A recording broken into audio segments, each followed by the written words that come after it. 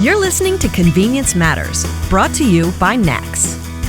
And welcome to Convenience Matters. My name is Jeff Leonard. I'm with NACS, and here on Convenience Matters, we talk about things that matter to convenience stores, and if they matter to convenience stores, they matter to about 160 million people that come to convenience stores every single day. And I'm John Eichberg with the Fuels Institute at NACS, and yeah, we talk about things that power your life, power your car, power your body. If you're getting fuel or food, convenience stores are there 24/7 every single day, and they're there to take care of you. So that's what we talk about on Convenience Matters. And 160 million consumers every day. We didn't start out there. We started out with the Southland Ice Company in 1927, one store, probably a couple customers that day. The biggest way we have built our store count, our customer count, has been through our ability to share, ideas, make each other better, and that's going to be the focus of today's segment. So today we have Dr. David Nelson. He's professor of economics and has a litany of other titles, but one of the biggest things he's known for is CEO of study groups and creating study groups. So what we'd like to talk about with Dr. Nelson today is just the concept of study groups. What do they mean? How can people get involved? And what is the whole concept? So welcome, David. Well, thank you. It's good to be here, Jeff. Appreciate it. John as well.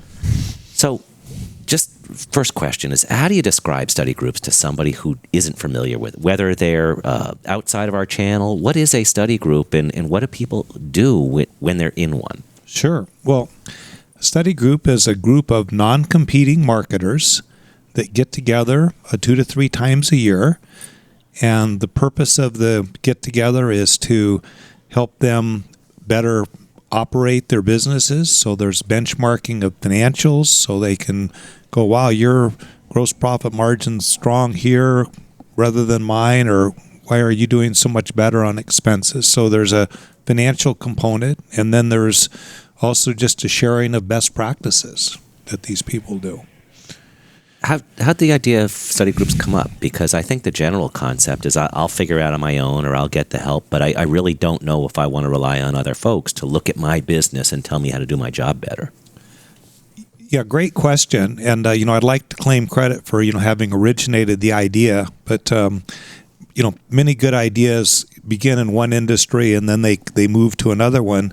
As far as I know, the concept of study groups started in the automobile industry, and they called them 20/20 groups. And they were initially set up so that if you were a Ford dealer operating in one part of the country, they would put you with 19 Ford dealers from other areas. And because the auto companies mandated a common accounting standard for their dealers, it was relatively easy to look at the financials and look for areas, opportunities for improvement and help. So in the mid-'80s, there were actually a group of 5 petroleum marketers that had seen that in the auto industry, and they go, we think this really has applicability to our industry, but, we don't know. Our accounting systems are all different. And so I'd actually done some research and publication on petroleum marketers and valuations, and so they approached me about working with them. So that was kind of the first study group, started back in 1985, and about that time, people that were petroleum marketers, jobbers, were moving away from the traditional sort of gas station model, and many of these people were getting into convenience retailing. And so sort of fast forwarding 5 or 6 years, another couple of groups got started, and at this point I had some people that really were serious about convenience stores. So we started initially with this, I'm going to call it corporate data, but it didn't really drill down and help people at the store level look at their stores, their expenses, and their different categories of sales. So we did this once a year survey of store performance, and it was a huge job. And finally people looked at me and they go, it'd just be a lot easier if we just reported on this monthly, and got our people in the habit of doing it instead of this once a year effort. And that actually, if I could just do a little commercial for NACS here, that actually became the basis that eventually became the study group CSX database, which we use for benchmarking the SOI, and it's what we use in our groups today. So started as an annual effort in 91 and became a monthly effort sometime in the mid 90s, and now it's grown, I think, to be a very respected source of information for people in the industry to use. So the process is tested, tried, people love it. And one of the things I think Jeff and I love about NACS is when we get together with our members is actually learn from them. Just hear them talk about their business. You pick up so many insights and so many perspectives that you just wouldn't come up with yourself. So take the mechanics out of it. Sure. What have been in the last couple of years the things that have really stood out in your mind that you've learned from the study group process? Well, I'm always learning new things, and let me just preface this by saying that the conversations of a study group meeting, they're confidential. So the people share around the table. They'll share anything with one of their fellow study group members, but and that's one of the environments that creates such a value. Industry conferences are great for networking. They're great for educational content being presented. But if you've got, let's say, some marketing idea that's really working for you, it's kind of giving you a little bit of an edge up in your market. The last thing you want to do is to be too quick to sort of share that with the world. Right. But you're willing to share it with your fellow marketers. And so what I think the niche that study groups offers is people become very close to each other. They become very trusting with each other. They share successes. They share failures. They end up honestly caring for people as human beings, as families. In some cases, completely apart from the, say business opportunity, somebody will share something about maybe a health scare that they had, and they did this, and then somebody will go back, man, because you shared that, I did this, and it might have saved my life. So it's that kind of environment. What continues to amaze me, of course, is that the industry is evolving, and the best people to know about the industry are the people in the industry, right? That are actually doing things on a day-to-day basis, and maybe there's a concept that comes about in the maybe it starts in Tennessee or starts in Alabama. Well, somebody in Washington or Oregon or Colorado might take a while before they can even, sort of learn about that. But if you have a marketer that's in that market, they're sharing that early on, and good ideas don't all start in the East and move West. Sometimes they start in the West and move East. And it's just that flush environment where people go, hey, have you heard about this? Have you looked at this? And you have young people that are, they're real into social media, they're into technology in a way that older people aren't. So they bring things to the table. And you have companies that are big where there's many layers of management, and they're, first of all, they're great to aspire to because most people are trying to grow their organization. So they bring a lot to the table. But then you'll have a smaller marketer who's closer to the action. They have to be because they don't have a big management structure. And they'll sometimes bring things to the attention of a larger marketer that's not even on their radar screen that they'll go to. And, so I find it exciting. I think, if we were to sort of think about what makes the study group thing work, first of all, it's data driven. And we get the SOI, we get fabulous data from and so forth. And it helps us look at, what are the areas of strength? What are the areas that need improvement and so forth in our businesses?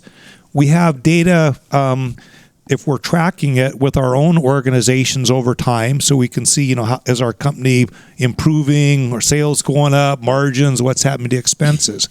But what the thing that typically we're lacking is looking at how are we doing over time relative to, say, a group of peers, relative to companies in our region, relative to top quartile performers. Now, we can get that from like a subscription to CSX. That's available, and it's a great resource. But if you see all that stuff, and let's just say that, you're not performing, maybe you're going up, but you're not going up near as much as the industry, and you kind of go like, well, what could I be doing better, and so forth. Well, you have a chance if you're sitting around the room in a study group, which typically would have 10 to 15 members, just to give you some context, and look at somebody that's doing really well and say, well, I see you're doing really well here. Tell me your story. Tell me how you're doing that. And so you get the prescriptive part to go with the diagnostic part. When you're at an industry conference, first of all, tremendous opportunity to network, tremendous opportunity for suppliers to meet with retailers and so forth. The study group environment typically does not have suppliers, so they're all retailers. So when somebody says, I implemented this in my company, I bought this, we're doing this coffee program or whatever it might be, people really, they pay attention because they know that person that's sharing that has nothing to sell to them. There's no other agenda. It's like, you found this helpful and you're sharing it with me. And so their ears perk up. And it's a tremendous vehicle by which suppliers can reach a broader market if they do a good job with a customer that's a member of a study group, because we all know the best sales really are from testimonials of people that have found something useful, as opposed to, when I sell you something, I'm going to earn a commission, right? Yeah. And I think there's also, I'm glad you mentioned like spreadsheets and things like that, because we've all been guilty. Where I'm getting at is it's the difference between being on a conference call and meeting somebody in person. And we've all been on those conference calls where you hit the mute button and you're typing away, you're checking emails, and then somebody asks you a question, you have to figure out how to quickly unmute it to pretend you're paying attention. Same kind of thing with spreadsheets. The data is kind of there, but it's not really there. But then when you meet with people on a regular basis and you dive in and you are face to face, and you got to hold your weight there. Because if you're not holding your weight, they'll find somebody who can. Yes. So we are a people business, and bringing people together to make each other better, I think really exemplifies why we exist and why we're wildly successful. I think so too. And I mean, honestly, there are some of the finest people that I know anywhere that are in this industry, and you can't help be in this industry for a number of years and not only develop professional contacts, but develop very close friendships. And they're bright people too. And they're never satisfied with the status quo. They're always wanting to take their business to the next level, which I just find exciting. So with your experience looking at the data and kind of monitoring the industry over the last 25 years or so, what have been the trends that have most surprised you? And what trends do you see that could possibly shape the future of the industry going forward in the next 15 years? Okay, John, you don't throw me any softball questions, do you, guy?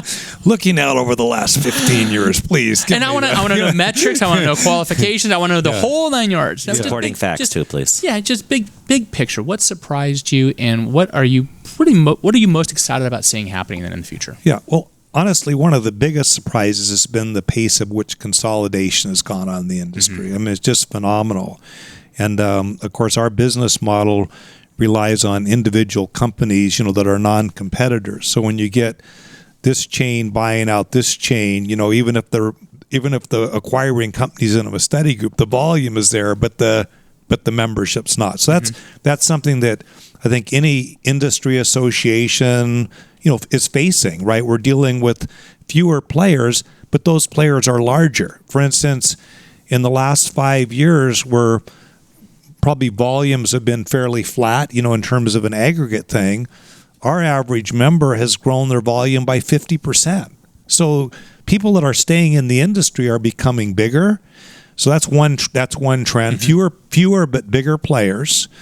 Another is that if I were to go back 20 or 30 years, the people around the table that were the CEO owners, honestly, were intelligent people, but they were operating at a very different level of sophistication than business is today. Mm-hmm.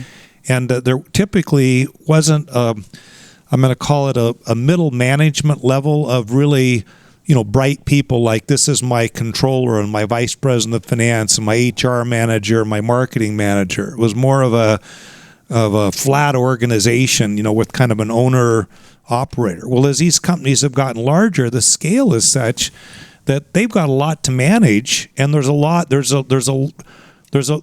opportunity to bring in a professional management team of very well-paid people that are experts in what they do, and that's actually created a business opportunity for study groups, because for many years I was thinking study groups are for CEO/owner/general managers. But these people came to me and they says, Nelson, this can't all funnel through us. I mean, we just have some limited amount of time. Why don't you start a study group for CFOs, for HR managers, for operations managers? So even though the number of firms is contracted, we now have groups that are specialized for these different areas. And that's been a wonderful thing. Convenience stores, just another trend, John. There was a period of time when people were going, we can collect mailbox income by just selling off our stores, keeping a contract, supplying dealers and so forth, and this will work. And companies that I swore would never, ever get back in the convenience store business are now back in it in a big way. And the reason is, first of all, to compete in today's market, you have to have a multi-million-dollar facility. And your typical dealer just doesn't have the capital to do that. And so some operators have gone, if we're gonna be a player in this market, we've got to get back in and start running stores again.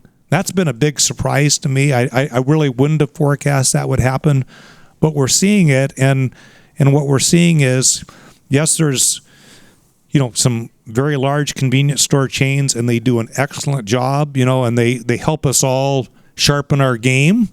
But it doesn't mean that smaller and mid-size operators that build the right facilities and have the right people and the right operational skills and so forth can't also do an excellent job in this industry. I continue to be struck by how many convenience stores are just a single store operation. Mm-hmm. What is it, like 90,000 out of 150, just in rough numbers, which is phenomenal. Yeah, it is amazing, considering how complex the industry is. It is. Yeah. It is. Yeah, and you look at some of those charts. We have grown our overall store count over the last 20 years. It's all been one-store operators. And if you look at what we call chain, 2 or more, essentially, I think we're down about 1,000 over the last 15 years in terms of store count. It's exclusively the one-store operators. Yeah, I think that's right. And I mean, I would honestly, Jeff, would love to figure out a way that, the study group model could be brought to a one-store operator. I haven't figured it out yet, because it's typically a one-store operator is very hands-on, and the total financial size of their business, doesn't really allow for a lot of extra spending. But if there could be a way that a hybrid model could be developed that would really bring this resource to them, I think it would really help them with their business as it has the multi-store operators. Now, before I forget, one other thing about the study groups, and you dive through the numbers, you make each other better, you support each other, but they probably spend as much time on anything on that best ideas segment, where a lot of these study groups, they get together and it's almost like a book report. You got to stand before the group, you got to present your best idea, somebody wins the pot at the end, and it's almost like fantasy sports, where you spend, even though you should spend more time on say the stock market, you spend your time on this because it's just fun. It is, and I mean that was a feature that didn't start with study groups, but it came about and kind of evolved, and people are tasked to bring we call it a best idea. Hopefully, it's something that they've implemented in their business. Could be a new product, it could be a cost control measure, it could be a safety issue, technology, whatever, and they bring it. We limit them to 5 minutes to share. We have to sometimes police them on that because they like to talk longer.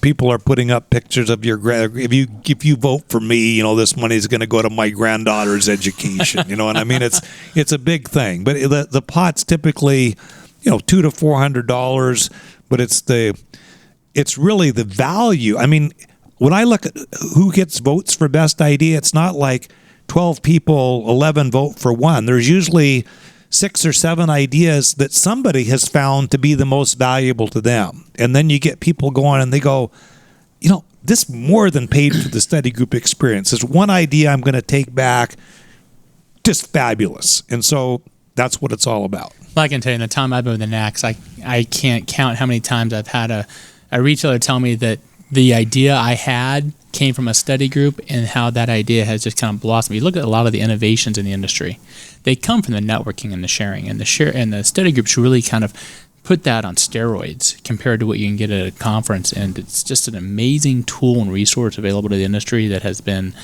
even though I'm not a retailer, I see it and I hear about it constantly, about how these things just start percolating in these little groups, and the next thing you know, they're taking over the entire industry, and that's a fascinating process to watch. John, that's really good to hear. And if you want to check out study groups, we have a website. It's just studygroups.com, and you can go there and learn more about it.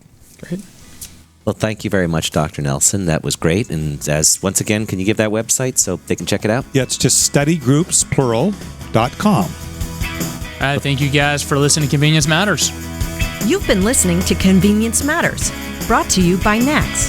For more information, go to nacsonline.com.